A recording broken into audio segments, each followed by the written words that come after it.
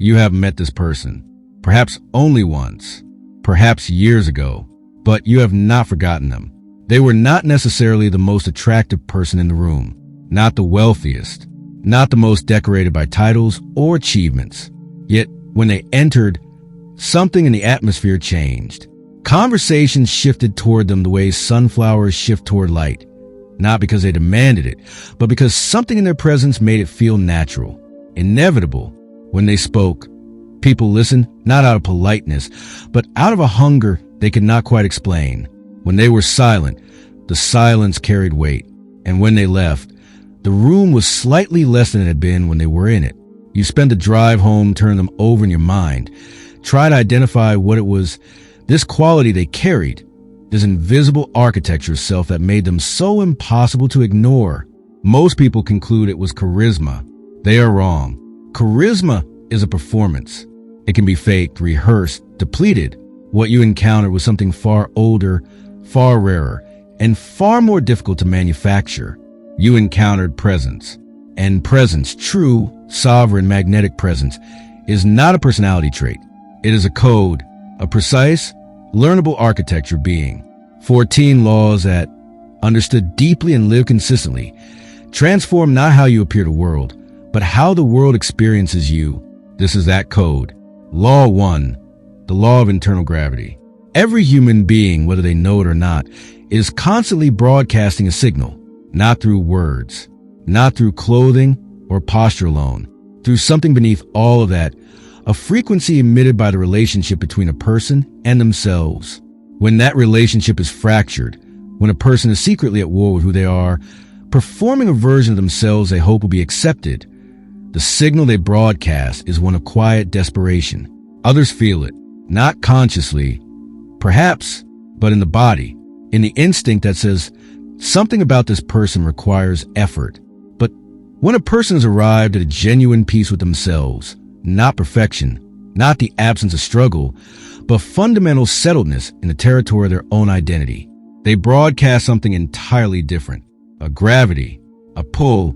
The philosopher Marcus Aurelius wrote, "You have power over your mind, not outside events. Realize this, and you'll find strength."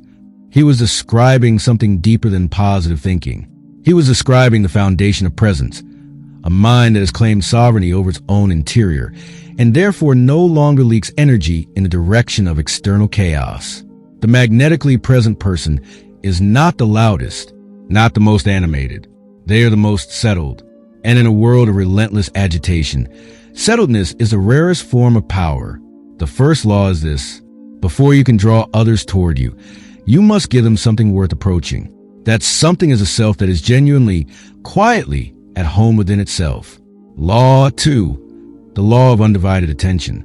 In the ancient world, to give someone your full attention was considered a form of respect so profound it bordered on sacred. In the modern world, it has become an act so rare it borders on revolutionary. We live in an age of distributed consciousness.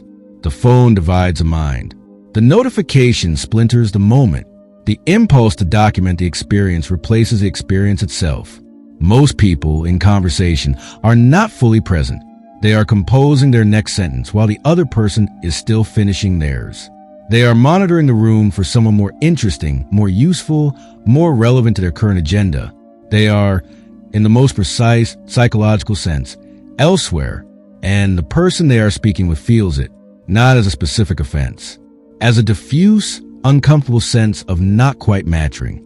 Now consider the opposite. Consider the experience of speaking to someone who has placed everything else, every distraction, every agenda, every competing thought, in a room behind a closed door and giving you the full, unmediated, unhurried territory of their attention. Their eyes do not wander. Their questions emerge from what you actually said, not from where they wanted the conversation to go. Their silence is inhabited, not empty. This experience is so uncommon that most people, when they encounter it, mistake it for something supernatural. They say there is something about them. What there is attention. The philosopher Simone Weil wrote, "Attention is the rarest and purest form of generosity." The second law is this: wherever you are, be entirely there. Not partially, not strategically, not with one eye on the exit. The person who gives their full attention receive something extraordinary in return. They become unforgettable. Law 3. The law of emotional stillness. There is a particular test that life administers to everyone at unpredictable intervals in public settings. Someone says something cutting.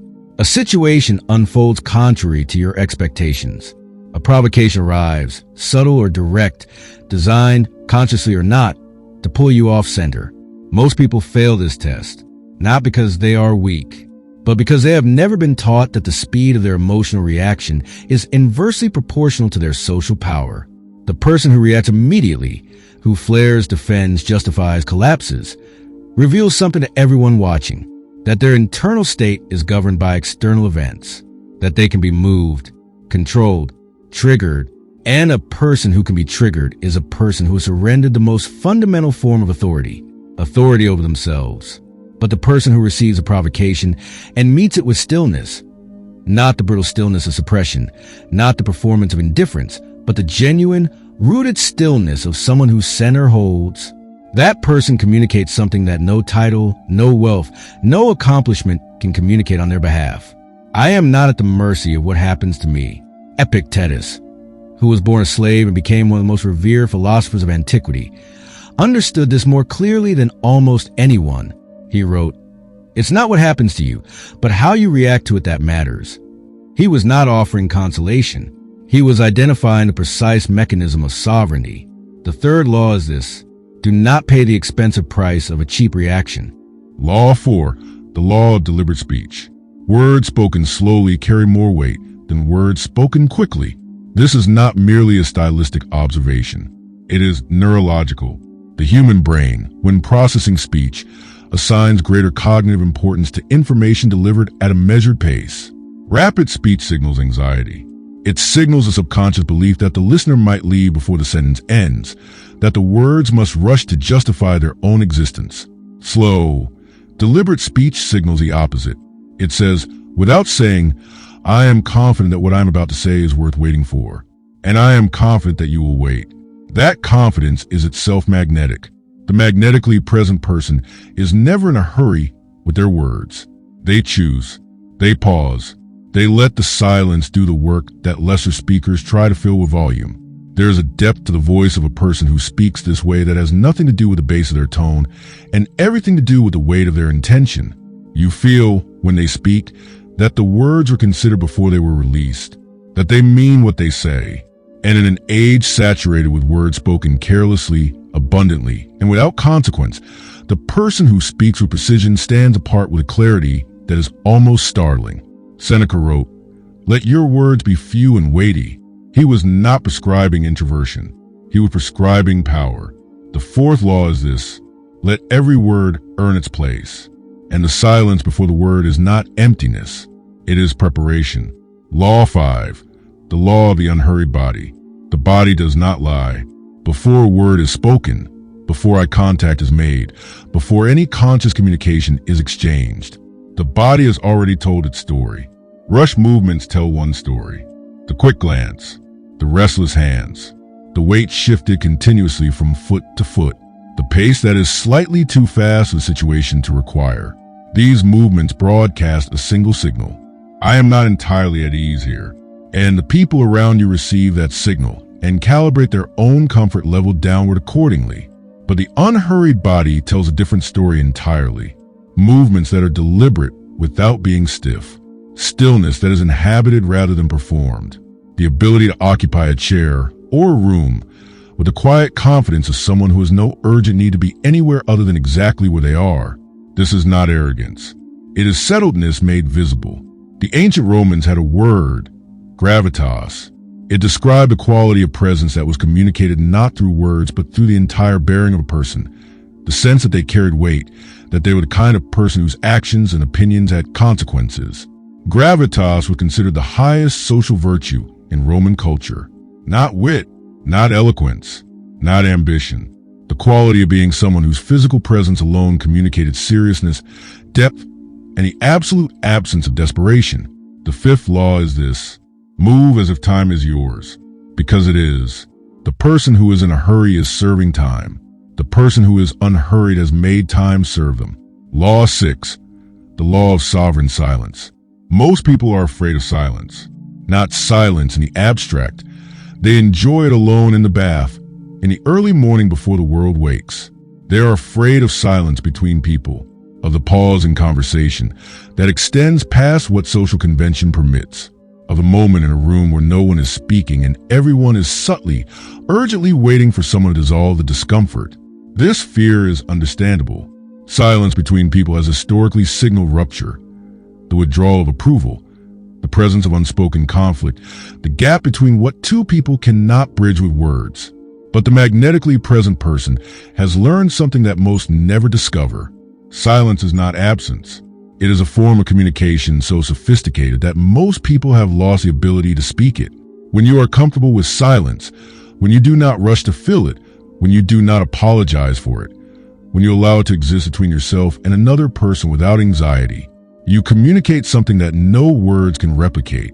I am not performing for you. I am simply here. And I am comfortable enough in my own presence to not need yours to feel complete. This quality is so rare that most people, when they encounter it, feel paradoxically drawn toward the silent person. Because silence in the right hands is not absence, it is an invitation. The sixth law is this: learn to inhabit silence as you would a sanctuary, not as an escape, as a home. Law 7, the law of deep listening. Here is a truth about human beings that has remained constant across every culture, every century, every level of civilization. Every person alive believes, on some deep and rarely spoken level, that their inner life, their specific constellation of fears and longings, the particular texture of their experience, is not fully understood by anyone, not their partner, not their closest friend, not the therapist who has known them for years. There's a fundamental loneliness at the center of the human condition, the sense that the self, in its full complexity, cannot be entirely transmitted to another. And into this loneliness, the deep listener arrives, not with solutions, not with advice or comparison or judgment, with something far more powerful: genuine, sustained, unhurried attention to what is actually being said and to what is being held just beneath the words. The deep listener hears not only the sentence, but the feeling that shaped it. Not only the story being told, but the speaker's relationship to the story, whether they carry it with pride or shame, whether it's still lived with pain or has settled into wisdom. And then they respond not to the surface, but to the interior. They reflect back what was truly meant, not just what was literally said. This is so rare an experience that most people, when they encounter it, feel something close to revelation. They think, this person understands me.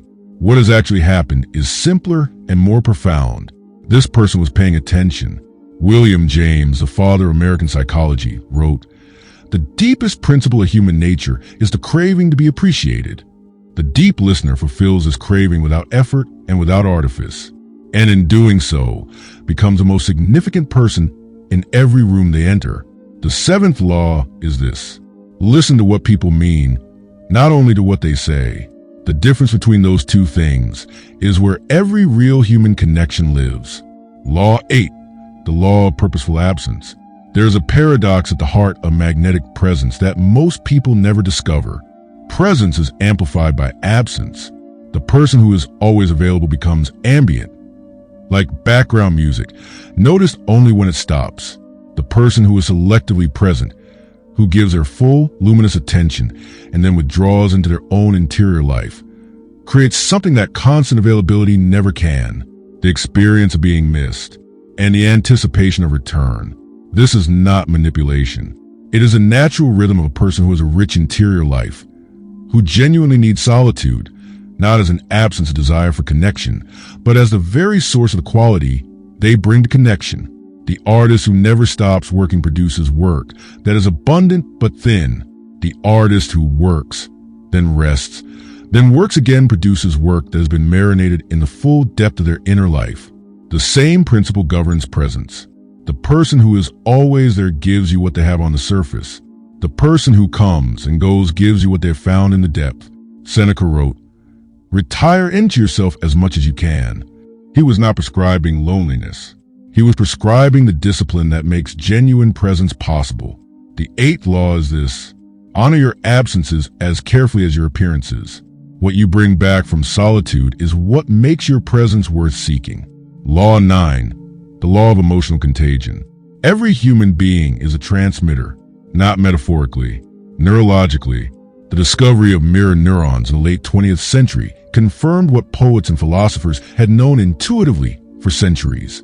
Human beings are wired to feel what the people around them feel. When you watch someone in pain, neurons in your own brain associated with the experience of pain activate in sympathy. When you are near someone who is genuinely at ease, your own nervous system begins to calibrate toward ease.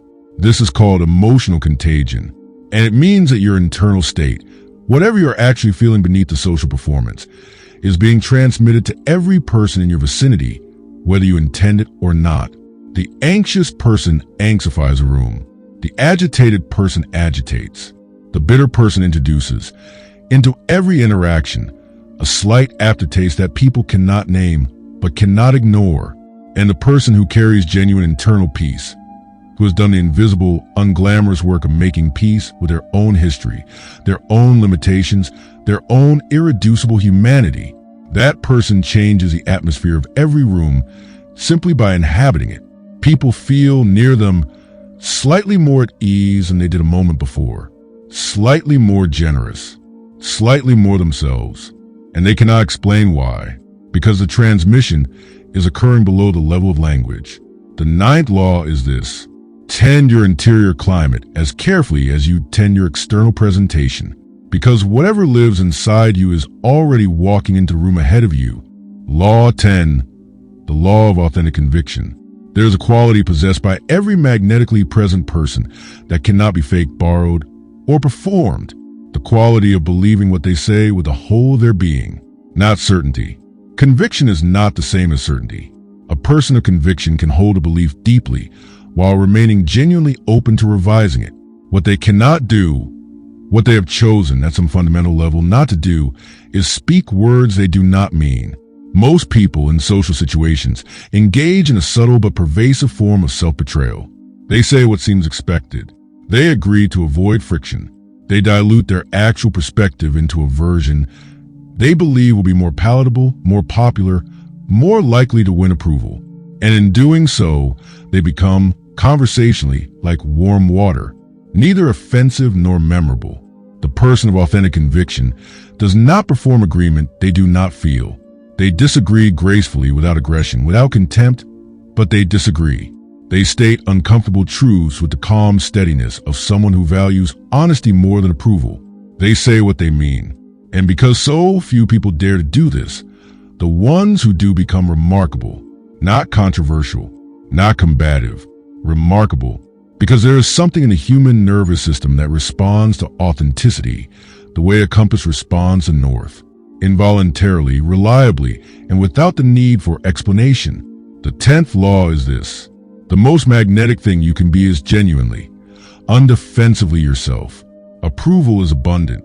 Authenticity is rare. Rare things have value. Law 11, the law of refined mystery.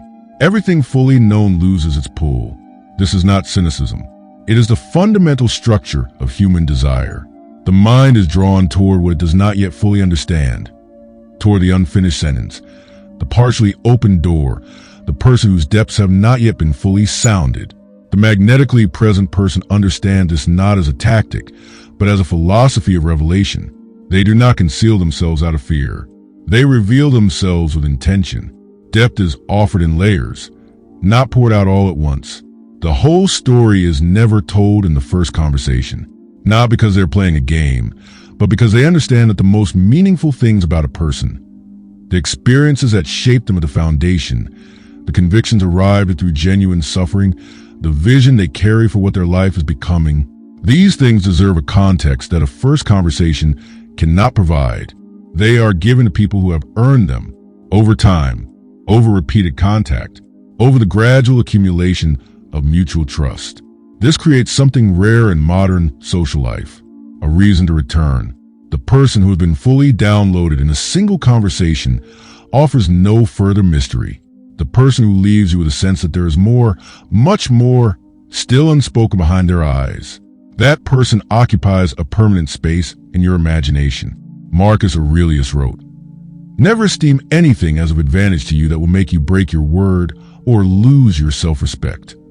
The person who overshares has not broken their word, but they have, in a deeper sense, lost respect for the value of their own inner life, offering it freely to whoever happens to be present, as if it were of no particular worth. The 11th law is this: protect the depth of yourself as the most valuable thing you possess, because it is. Law 12, the law of non-neediness. Of all 14 laws, this one may be the most ruthlessly transformative and the most difficult to embody, because it runs directly against one of the deepest human drives, the drive for approval. We are social animals. The need to belong, to be seen, accepted, valued by others, is not a weakness. It is the biological signature of a species that survived by bonding, not by isolation. The need itself is not the problem. The visible, urgent expression of that need in every social interaction, that is the problem. The person who needs others to approve of them transmits that need in every exchange, in the slight over-explanation of their choices. In the laugh that is a little too ready. In the agreement that comes too quickly, before the other person has even finished their point. In the almost imperceptible monitoring. Am I doing well here? Are they liking me? Have I said something wrong? The person on the receiving end of this need feels not admiration, but something closer to fatigue, because they have been, without being asked, placed in the position of supplier. The supplier of the approval being sought.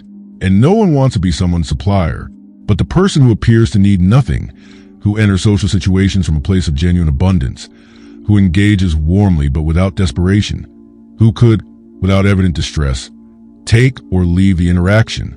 That person creates the opposite dynamic. They place nothing on the other person. And paradoxically, that absence of demand becomes the most irresistible invitation. The 12th law is this: arrive from fullness, not from hunger. And if a hunger is there, and it often will be, attend to it privately, with the same rigor and care you would give any discipline that matters. Law 15, the law of consistent energy. There is a particular quality that every magnetically present person shares, a quality so fundamental that its absence immediately destabilizes the impression all the other laws have built. It is consistency, not rigidity, not the inability to adapt, but a recognizable, reliable core self that persists across every context. The formal meeting and the casual dinner, the moment of triumph and the moment of difficulty, the interaction with the powerful and the interaction with the powerless. The magnetically present person treats the waiter and the CEO with the same quality of attention, not the same words, not the same topics, but the same fundamental respect, the same genuine interest, the same willingness to see the person in front of them as a complete and worthy human being. This consistency is rarer than most people imagine. Most people have multiple selves. The self they present to authority, the self they reveal to equals, the self that emerges when they believe no one important is watching. And the inconsistency between these selves creates a kind of social static, a frequency interference that others pick up on without being able to identify its source. They feel it as a vague sense of unreliability, of not quite knowing, from one encounter to the next, who they are actually dealing with. The consistent person, the person who is recognizing themselves in every context, creates the opposite experience, the deep, stabilizing comfort of knowing exactly where you stand. And people return again and again to the places where they feel stable.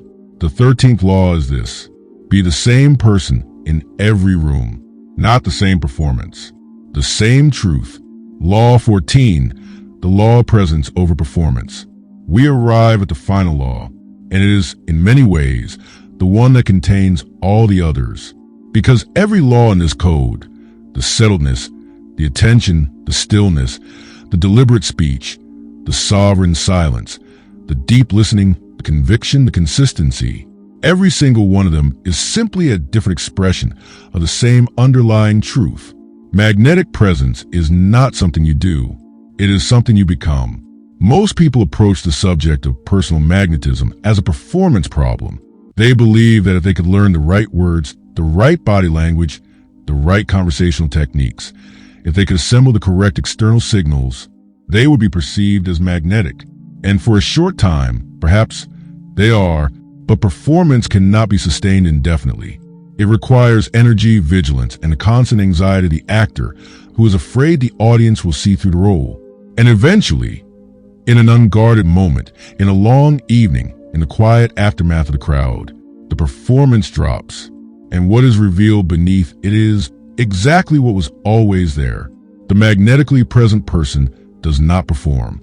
They have done something far more difficult, far more invisible, and far more permanent.